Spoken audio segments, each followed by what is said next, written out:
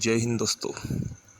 खेल खेल की शुरुआत होती है आदि मानव काल से, क्योंकि उस समय हम शिकार प्रवृत्ति के थे और हमारे जो खाना था वो शिकार के थ्रू ही हमें मिलता था।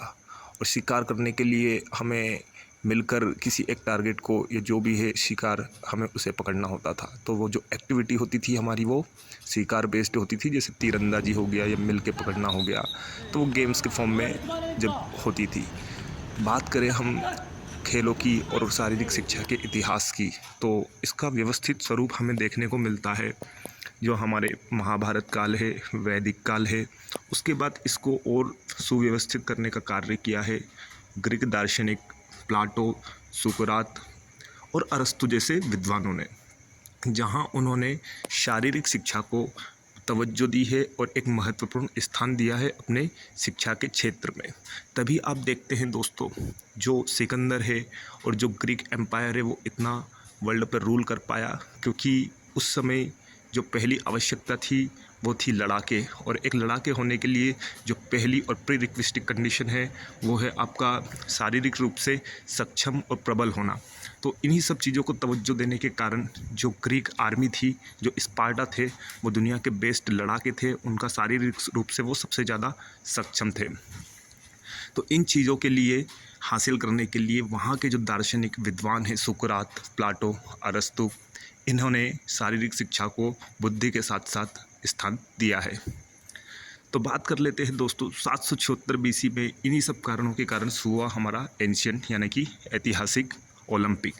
यहाँ ओलंपिया वैली के किनारे अपने देवता जूस के समक्ष इसे शुरू किया गया। ये 5 दिन का इवेंट होता था दोस्तों, जिसमें पहले दिन हमारा ओपनिंग सेरेमनी होता था, जिसमें चकमक पत्थर से आग लगाकर सूर्य देवताओं को प्रज्वलित कर मशाल जलाई जाती थी।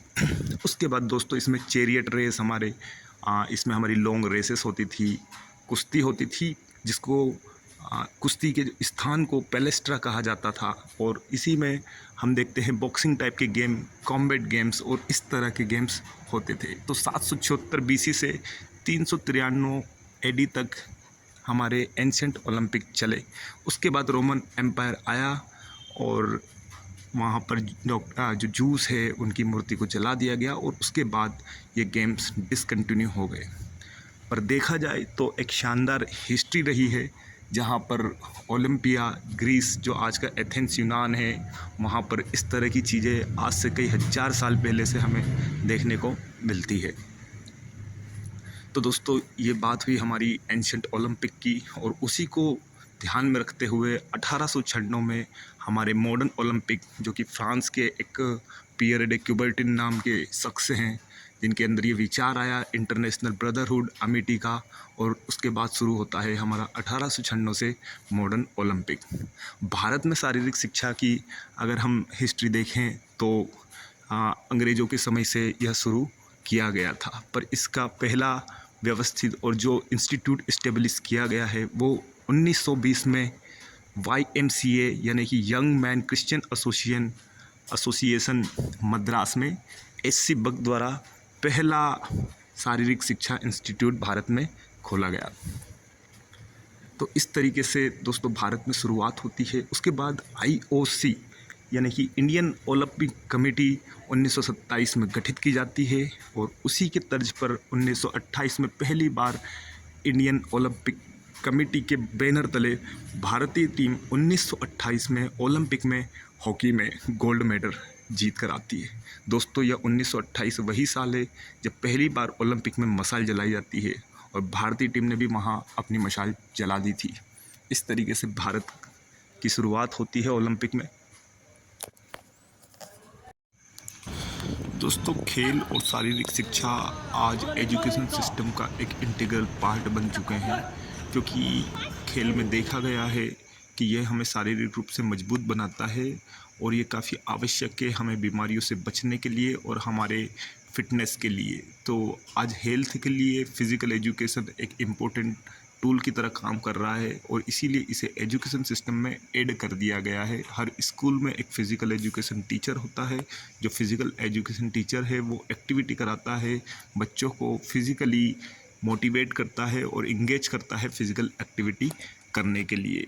इसके पीछे का कारण यह है क्योंकि अगर हमारा देश फिट होगा, हमारे बच्चे फिट होंगे तो वो काफ़ी प्रोडक्टिव होंगे, वो सही एनर्जी जो है बच्चों की वो सही डायरेक्शन में यूज़ होगी और हम हमारे देश के लिए बेहतर और प्रगति में काम कर पाएंगे। इसीलिए दोस्तों फिज़िकल एजुकेशन को ऐड किया गया है।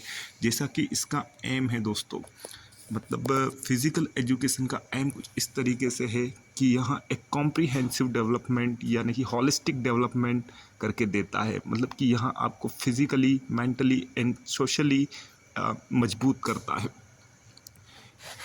और इसी एम को हासिल करने के लिए कुछ ऑब्जेक्टिव्स बनाए गए हैं, जैसे हमारा न्यूरोमस्कुलर कोऑर्डिनेशन, हमारा ऑर्गेनिक डेवलपमेंट, पोस्चरल डेवलपमेंट, हमारा साइकोलॉजिकल डेवलपमेंट कि हम एंग्जाइटी तो नहीं है, स्ट्रेस नहीं है, और ये सारे इसके ऑब्जेक्टिव्स हैं। और यही सारे ऑब्जेक्टिव्स मिलकर हम फिज़िकल एजुकेशन के एम को हासिल कर सकते हैं।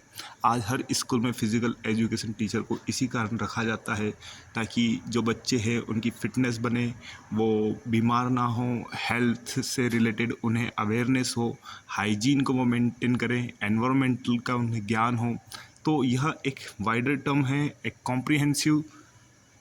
कॉम्प्रिहेंसिव सब्जेक्ट है जो एक वाइडर एस्पेक्ट में बहुत सारी चीज़ें कवर करता है। यहाँ और बहुत सारे इंट्रामुरल एक्टिविटीज़ कराई जाती है जो कि सोशली बच्चों को टोन अप करते हैं, और एक्स्ट्रा मोरल एक्टिविटी कराई जाती है, टैलेंट आइडेंटिफिकेशन है। तो इसके अंदर काफ़ी चीज़ें हैं जो देखने वाली है और बहुत ही शानदार है।